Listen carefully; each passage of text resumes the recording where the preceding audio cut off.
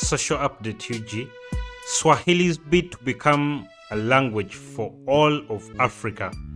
Swahili's bid to become a language for all of Africa.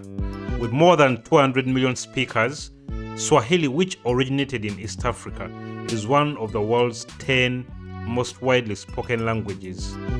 And as Priya Sipi writes, there is a renewed push for it to become a continent's lingua franca. It's high time we move from the colonizer's language.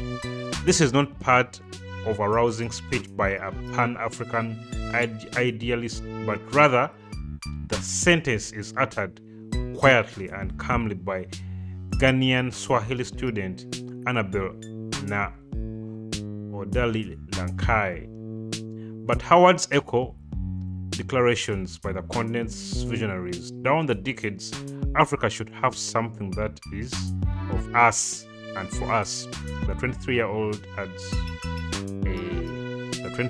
adds, in its heartland, Swahili and its dialects stretch from parts of Somalia down to Mozambique and across to the western parts of the Democratic Republic of Congo. But Mrs. Lanka's classroom at the University of Ghana in the capital Accra is some 4,500 kilometers west of Swahili's birthplace, coastal Kenya and Tanzania. The distance could be seen as a measure of the spread of the language and its growing appeal. And Swahili words and phrases transmitted through the music of stars such as Tanzania's Diamond Platnumz are now being more widely heard in Ghana, Mrs. Lankai says. Despite the language's higher profile, she remembers that her friends and family were confused when they heard I was studying Swahili. But in addition to her idealism, Mrs. Lankai thinks that knowledge of the language will help her get a job following graduation.